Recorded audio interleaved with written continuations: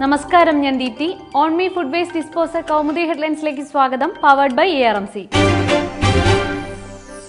വിഴിഞ്ഞത്തിന്റെ വഴിയടയ്ക്കാൻ വിഴിഞ്ഞം തുറമുഖം വീണ്ടും പ്രതിസന്ധിയിൽ. തുറമുഖത്തിന് അനുവദിച്ച പണം പലിശ സഹിതം തിരികെ ചോദിച്ച് കേന്ദ്രം. തിരികെ ചോദിച്ചത് വയബിലിറ്റി ഗ്യാപ് ഫണ്ട് ഇനത്തിൽ അനുവദിച്ച് 817 കോടി രൂപ.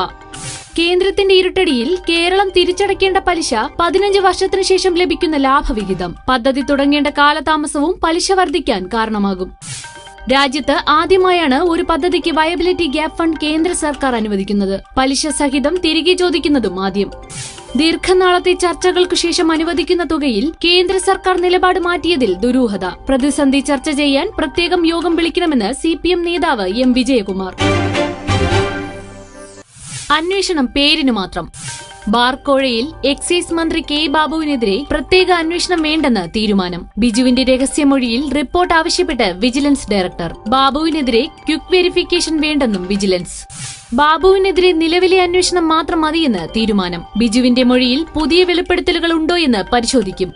ബിജു രമേശ് മജിസ്ട്രേറ്റ് കോടതിയിൽ ഹാജരാക്കിയ ഹാർഡ് ഡിസ്കിനായി കോടതിയെ സമീപിക്കാനും വിജിലൻസ് തീരുമാനം. ഇതിനായി കോടതിയിൽ അപേക്ഷ നൽകും. കോഴ ആരോപണത്തിൽ ബാബുവിനെതിരെ കേസെടുക്കണമെന്ന് CPM സംസ്ഥാന സെക്രട്ടറി കോടിയേരി ബാലകൃഷ്ണൻ.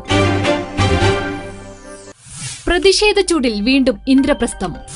ഡൽഹിയിലെ കർഷക ആത്മഹത്യയിൽ പ്രതിഷേധം ശക്തം. വിഷയത്തിൽ ചർച്ചയ്ക്ക് തയ്യാറെന്ന് സർക്കാർ ലോക്സഭയിൽ. BJPയിലെ മുതിർന്ന നേതാക്കളുമായി മോദിയുടെ കൂടിക്കാഴ്ച. സംഭവത്തിൽ ഡൽഹി മുഖ്യമന്ത്രി അരവിന്ദ് കെജ്രിവാളിന്റെ വീടിനു മുന്നിൽ യൂത്ത് കോൺഗ്രസ് പ്രതിഷേധം. അന്വേഷണവുമായി മുന്നോട്ടു പോകുമെന്ന് Delhi police commissioner BS ബസി. Aam Aadmi റാലിക്കിടെ ആത്മഹത്യ ചെയ്ത ഗജേന്ദ്ര സിംഗിന് സാമ്പത്തിക പ്രശ്നങ്ങളുണ്ടായിരുന്നില്ലെന്ന് കുടുംബം. കൂടുതൽ അന്വേഷണത്തിന് പോലീസ് സംഘം രാജസ്ഥാനിലേക്ക്.